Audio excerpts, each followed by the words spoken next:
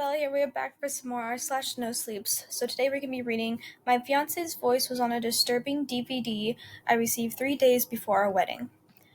I never thought I'd be the kind of person to post on a forum like this, but I am desperate. My wedding was supposed to be the happiest day of my life, and instead it turned out to be a nightmare that I'm still running from. Let me start from the beginning. I'm Lily, 28 years old, and I was engaged to James for a little over a year. We met at a charity fundraiser, hit it off immediately, and it's been a whirlwind of romance ever since. He was charming, successful, and came from a well-respected family in our small town of Oakwood. Everything seemed perfect. Until 3 days before the wedding. I was sorting through the mail, sifting past the usual pile of RSVPs and the last-minute wedding cards when I found a padded envelope with no return address. Curious, I tore it open. Inside was a plain DVD in a clear case, unmarked except for a post-it note that read, "Watch me." Now, I know what you're thinking. Who still uses DVDs in 2024? But my curiosity got the better of me. I popped into my ancient player, hooked up to our living room TV, left over from when James moved in. The screen flickered to life, and what I saw, God, I wish I could unsee it. It started with a dimly lit forest clearing. The camera was shaky, like someone was filming on an old handheld camcorder. Figures in dark robes moved around a bonfire, their faces hidden behind grotesque animal masks. The flames cast eerie shadows, making their movements seem jerky and unnatural. I was about to turn it off, thinking it was some sick prank, when I heard a voice that made my blood run cold. "Bring forth the sacrifice." It was James. I had known his voice anywhere. The slight southern drawl, the way he emphasizes certain words. But this wasn't the warm, loving tone I was used to. This was cold, commanding, and almost cruel. The robed figures parted, and the two of them dragged forward for what looked like a person bound and struggling. I couldn't make out any details in the flickering firelight, but the muffled scream sent shivers down my spine. I slammed my hand on the power button, my heart racing. What the hell had I just watched? It had to be fake, right? Some elaborate hoax? With shaky hands, I rewound the video and played that part again, and again. Each time I became more certain that it was James's voice. I must have watched it a dozen times before I heard the front door open. James was home. I yanked the DVD out of the player and shoved it into the first hiding spot I can think of, the pocket of my bathroom hanging on the bathroom door. "Lily, you home, sweetheart?" James called out. I took a deep breath, trying to compose myself. "In here," I managed to croak out. He walked in, all smiles and warmth, leaning in to kiss me, and I flinched away instinctively. "Everything okay?" he asked, furrowing his brow with concern. I forced a smile. "Just wedding jitters, I guess." He laughed, pulling me into the hug. "Cold feet already? Don't worry, it'll all be perfect." As I stood there in his embrace, my mind raced. The man holding me seemed nothing like the cold voice on the video, but I couldn't shake the feeling that something was terribly, terribly wrong. "Hey," James said, pulling back to look at me. "You sure you're all right? You look pale." I nodded, not trusting myself to speak. "Well, I've got a surprise for you," he grinned. "Remember that necklace you loved at the antique store? I went back and got it for you. Thought it'd be the perfect for the wedding." He pulled out a small velvet box and opened it. Inside was a delicate silver chain with a pendant, a tiny animal skull intricately carved. I felt the blood drain from my face. It looked just like the masks in the video. "Do you like it? Don't you like it?" James asked, his smile faltering. It's beautiful," I lied. "I'm just overwhelmed. Thank you." As he fastened it around my neck, his fingers brushing my skin, all I could think was, who are you really, and what have I gotten myself into? I spent that night tossing and turning, my mind racing. Every time I closed my eyes, I saw those masked figures dancing around the fire. I kept hearing James's voice, cold and commanding, echoing in my head. The next morning, I woke up to an empty bed. There was a note on James's pillow. "Gone for a run, be back soon, love you." I don't know what possessed me, but I found myself creeping into his office. I've never snooped before. I'd always trusted him completely.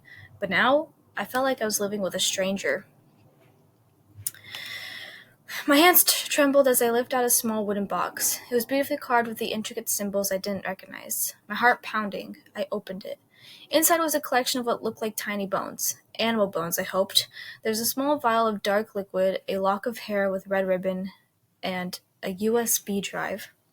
I grabbed out the drive and rushed to my laptop. As it loaded, I heard the front door open. James was back. "Lily," he called out. "Just a sec," I shouted, my voice unnaturally high. The drive finished loading, revealing a single video file. I didn't have time to watch it, so I quickly emailed it to myself and deleted the sent email. Then, thinking quickly, I uploaded it to the secure cloud storage account I really used under a fake name. I had just closed my laptop when James walked in, flushed from his run. "There you are," he smiled, leaning in to kiss me. I forced myself not to pull away. "What are you up to?" "Oh, just confirming some last minute wedding details," I lied. His eyes narrowed slightly. "In my office? I was looking for stamps," I said lamely, "for thank you cards." He stared at me for a long time, then his face relaxed into a smile. But there was something off about it.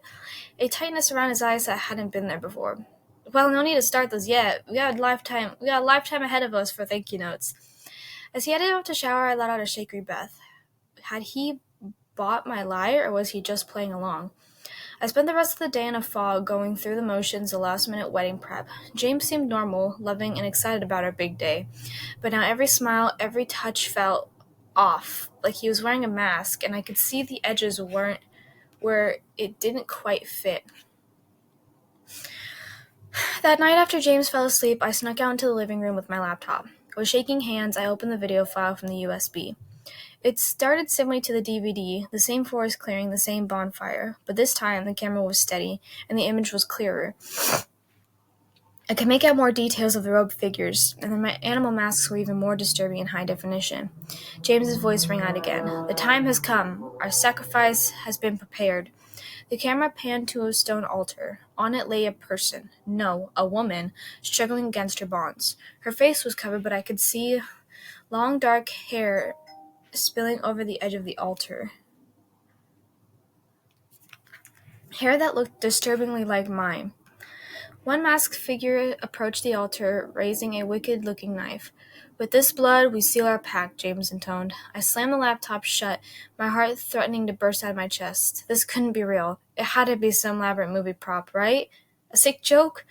But deep down I knew this was real, and I was in danger. I must have made some noise because suddenly James was there in the doorway. "Lily, what are you doing up?" I looked at him, the man I thought I knew, this man I was supposed to marry tomorrow. I felt nothing but terror. I couldn't sleep, I managed to say. He came closer, his eyes darting to the closed laptop. "Wedding jitters again? Come on, let's go back to bed. Everything will be better in the morning." As he led me back to our room, his hand on the small of my back, all I could think was, would I even survive until the morning? I lay awake for hours, my mind racing. I knew I couldn't go through with the wedding, but I also knew I could just confront James. Not when I see what he's capable of. I needed to run. But how? Where would I go? As the first light of dawn crept through the windows, I made a decision. I had to get out, and I had to do it now. I pretended to be asleep as James got up, my heart pounding so loud I was sure he'd hear it. I felt his lips brush my forehead. "See you at the altar, my love," he whispered before leaving. As soon as I heard his car pull away, I sprang into action. I grabbed a small backpack and started throwing in essentials, clothes, toiletries, my laptop, phone charger. I emptied out my rainy day cash stash, about $500, and shoved it into the bag. And then I grabbed my purse, making sure the DVD was still there. I ran to James's office and retrieved the wooden box from his desk drawer. My hand shook as I opened it, half expecting the bones inside to start rattling on their own. I don't know why I took it. Evidence, I guess, or maybe I thought it would give me some clues about what James was really up to. I was about to leave when I noticed something I'd missed before, a small notebook tucked under some papers. I flipped it open and my blood ran cold. It was filled with names and dates. Some were crossed out, others circled. Next to each name was a symbol, the same symbols carved into the wooden box. And there, on the last page, was my name.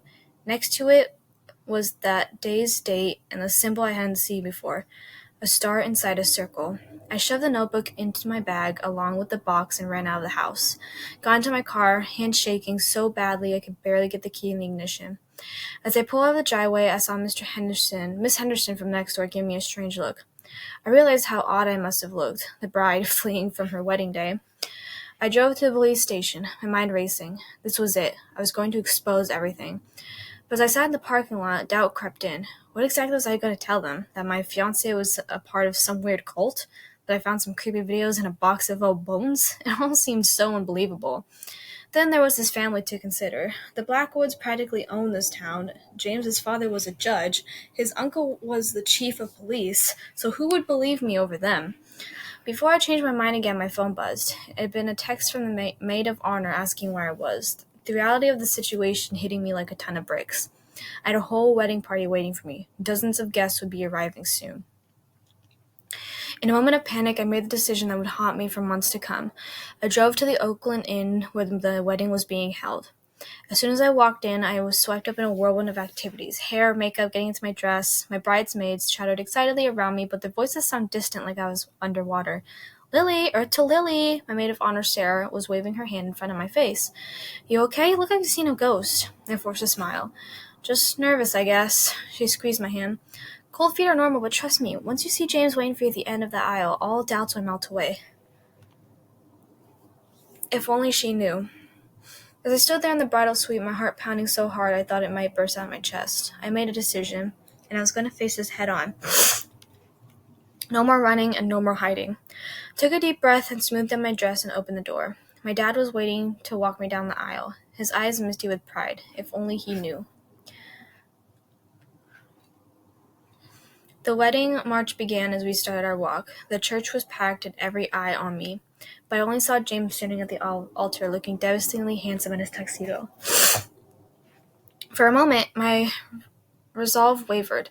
How could this man looked at me with such love be involved in something so sinister?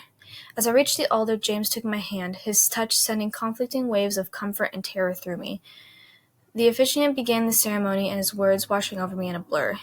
If everyone can show just 'cause why this couple cannot lawfully be joined together in matrimony, let them speak now or forever hold their peace. This was it. This was my last chance. I cleared my throat. I have something to say. A collective gasp went through the church. James' hand tightened on mine, and his eyes wide with a mixture of confusion and what was that, fear? Lily, he whispered, his voice tight. What are you doing? I turned my face congregation, my voice shaking but growing stronger with each word. I'm sorry, but I can't go through this wedding. Not until I get some answers. I pulled out my phone and the DVD from my bouquet. James, I need you to explain this. Now. His face went pale as he recognized the DVD. Where did you get that? He hissed, his charming facade cracking. It doesn't matter, I said, my voice carrying through the now silent church. What matters is what's on it. A ritual in the woods? People in masks? Your voices talk about sacrifices? Murmurs rippled through the crowd. I saw James' parents exchange a worried glance. Lily, please, James said, reaching for me, his eyes darting nervously around the room. This isn't the time or place. I stepped back. No. No more secrets. No more lies. Tell me the truth, James. What are you involved in? For a moment he just stared at me, his face a mask of conflicting emotions. Then, to my shock, he started to laugh. It wasn't a joyful sound, but a hollow and tinged with bitterness. Oh, Lily, he said, shaking his head. You weren't supposed to find out. Not like this. Not yet. His face turned to the congregation, his posture changing, becoming more commanding. I suppose the cat's out of the bag now. Sorry, folks, but this wedding's going to be a little different than planned.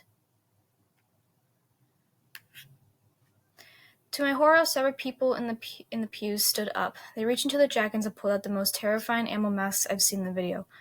What's going on? I demanded, my voice rising in panic. James, what is this? He turned back to me, his eyes cold, all pretense and love gone. It's our legacy, Lily, our birthright. The Blackwood family has been guardians of this town for generations. We keep balance to make hard choices so others don't have to. Guardians? Hard choices? What you're talking about? Human sacrifice? He winced. It's more complicated than that. The rituals, they protect the town, keep evil at bay. Without them, this place would fall into chaos and ruin. I shook my head, unable to believe what I was hearing. This is insane! You're all insane! I know it sounds crazy, James said, taking a step towards me, his voice low and urgent. But I love you, Lily. I choose you not just as my wife, but my partner in this. You're strong enough to bear this burden with me.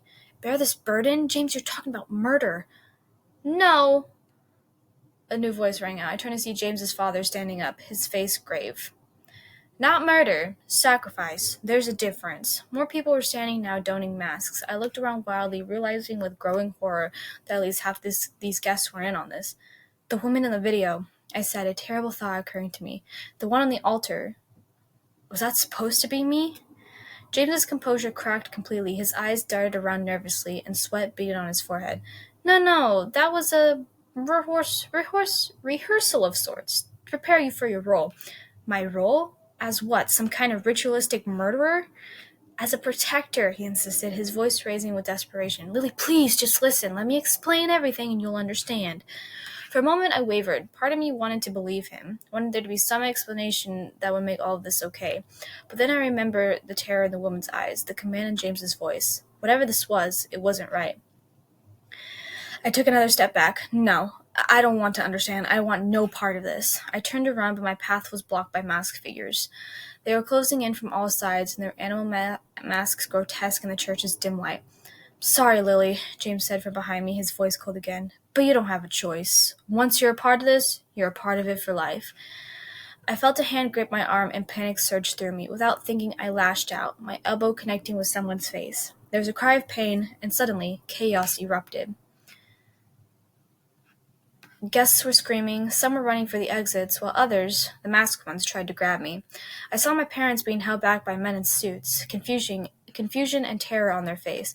Get her, James shouted, with his voice cracking panic. Don't let her leave! I ducked under grasping hands, my heart pounding so hard I thought it might burst. I caught a glimpse of Sarah, my maid of honor, her eyes run wide in shock. Run! I screamed at her. Get out of here! I made it to the church doors, shoving them open with all my strength. Outside, I could hear sirens in the distance. For a moment, relief washed over me. The police were coming. But then I remembered. James's uncle was the chief of police. They weren't coming to help me.